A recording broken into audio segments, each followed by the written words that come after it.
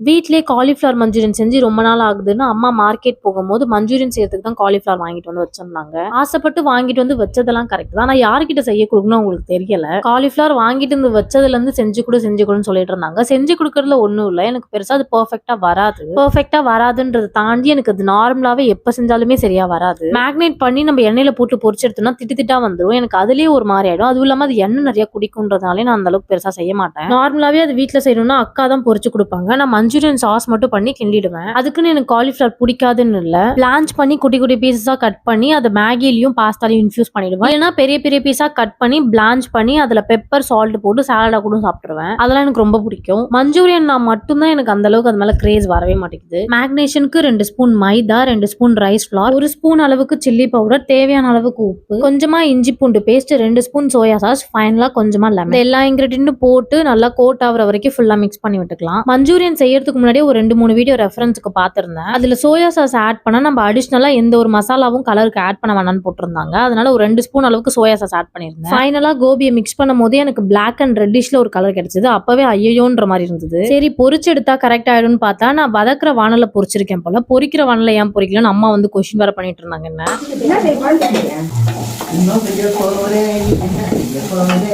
அம்மா அப்போ வீட்டுல இல்ல, அப்பா கூட கடைக்கு போயிருந்தாங்க. சரி எந்த வானல பொரிக்கலாம்னு போன் பண்ணியாவது கேட்டிருக்கலாம்ல அப்படின்னாங்க. எனக்கு அந்த ஐடியாவே இல்ல. ஓகே செய்யதான் ஸ்டார்ட் பண்ணியாச்சுன்னு பொரிச்ச வானலே எண்ணெயெல்லாம் வடிகட்டி அதுலயே மஞ்சூரியன் சாஸ் பண்ணிட்டு கோபியை மிக்ஸ் பண்ணிட்டேன். இதுக்கு நடுவுல அம்மா டின்னருக்கு தோசையும் ஊத்திட்டு இருந்தாங்க. ஃபைனலா கொரியாண்டர் போட்டு இறக்கிட்டா கோபி மஞ்சூரியன் ரெடி. அந்த டைம்ல அம்மாக்கு ஒரு வியர்டான காம்போ தோணுச்சான்னு தெரியல. பாதி மஞ்சூரியனை பிளேட்ல மாத்திட்டு மீதி இருக்க மஞ்சூரியன்ல நாட்டு சக்கரை போடுன்னு சொல்லியிருந்தாங்க. ஏன்னு கேட்டா அது டேஸ்டா இருக்கும்னாங்க. எங்க சாப்பிட்டாங்களா இல்ல யாராவது சொல்லி கேட்டாங்களான்னு தெரியல. ஆனா இந்த காம்போ வியர்டா இருந்தாலும் நான் செஞ்சதோட அதுதான் ரொம்ப டேஸ்டா இருந்தது. நாட்டு சக்கரை ஆட் பண்ண மாதிரி தெரியல. கடையில வாங்கி சாப்பிடுற அதே ஸ்வீட்னஸ்ல டேஸ்டாவே இருந்தது.